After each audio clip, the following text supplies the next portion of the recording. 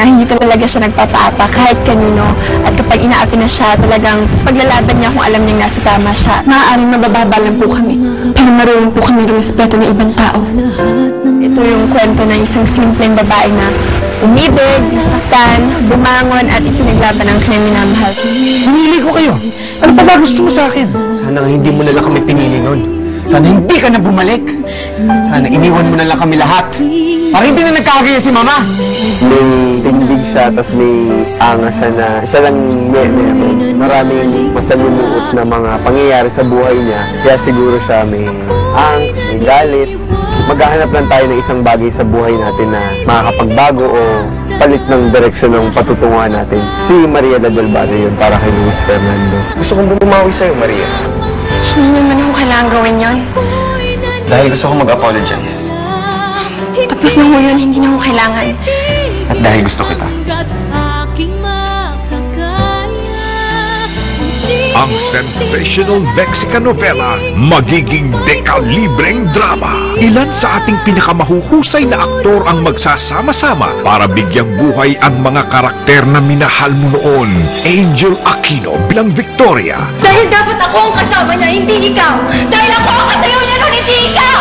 As a wife ni Don Fernando, I'm a very obedient and a good wife. Kaya lang nagkaroon kami ng konting problema sa nakaraan na nagkaroon ng lamat yung relationship namin. Pero ako, yung talagang gumagawa ng paraan to always make sure na maganda yung takbo ng pamilya. Kami lamang ang well-off na family in that barrio. So, syempre, naturally, ayoko mapunta yung anak ko sa isang ampaslupa o isang katulong, katulad ni Maria. Kaya, magiging talaga ako, pahirap sa buhay ni Maria. Asunta de Rossi bilang Sandra. Please! Buntis siya! Bakit sa kaibigan ko ba?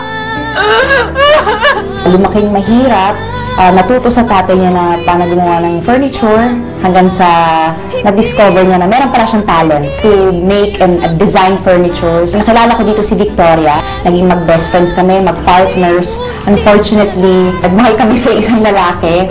So, nasira yung friendship namin. Nawalan siya ng negosyo.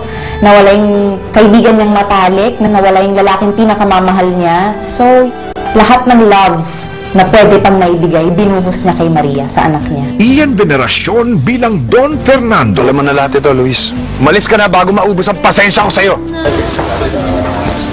Huwag mong dalhin ang kalokohan mo dito, Luis. Stricto siya, and he's the man of the house. So, siya yung nasusunod. Pag sinabi niya, parang tinagama na sa bato. Nakikita niya yung hilig ni Maria sa woodworking, na yun ang hilig talaga ni Fernando, kaya meron siyang furniture business. Kaya na-inspire siya na turuan si Maria. Naawa siya sa past din ng bata, kaya niya tinutulungan. Kay Brosas bilang Carlota. Ano yung koronang yan? Ano yung koronang yan? Gusto mo pato ko ng koronang tinik yan, ha? Tatanggalin mo! Kontrabida sa buhay ni Maria pagdating sa mansyon dahil isa akong ambisyosang mayordoma ay maingat dugo ko sa kanya, so pahihirapan ko siya dito. Kontrabida, nakakatawa. Pao Diaz bilang Soraya. Ikaw, yung tipo ng babae na parang linta, hindi napapansin. Pero yun pala, nakakabit na. Ako ang parang main kontrabida dito sa lugar nila Luis. Dahil parang nararamdaman niya na competition si Maria. Lahat ng gagawin niya, kinaiinisan niya. Kaagaw ko si Maria kay Luis. Aaron Villaflor bilang Vladimir. Maria, Salamat, Sir Vladimir. I'm playing the role of Vladimir. He's a cool-headed guy sa magkakapatid. Kita niya si Maria and si Luis. Itong si Luis, parang pinaglalaroan niya. May point na pinaglalaroan niya dito si Maria. So, yun yung ikakagalit ni Vladimir. So, ako na yung magko-comfort kay Maria. Masaya ako dahil star-studded tong teleseryeng ito. Katya Santos bilang Chacha. I play the role of Chacha, tagapamahala ng ulingan sa Munting Ilog. Isa siyang matapang na magpapahirap kay Maria dito sa Maria Del Barrio. Meron kaming mga gulungan dun sa ulingan, meron kaming sabunutan sa ulingan. Siyempre, makakatikim din siya ng mga sampal ko. Dahil nga si Chacha kasi siya yung tipo ng babae na inggitere. Isa din siya sa mga mang-aapi sa mga mahal sa buhay ni Maria. Jane Oinesa bilang Vanessa. Nakakatawa? Nakakatawa in an annoying manner. Gaya ng sinabi mo. Ako po si Vanessa de la Vega. Ako po yung bunso at unika iha. Parang daddy's girl. Aabangan talaga nila yung araw-araw na scenes. Justin Gonzales bilang Pedro. Ibayin mo si Maria. Mabait yun. Decente.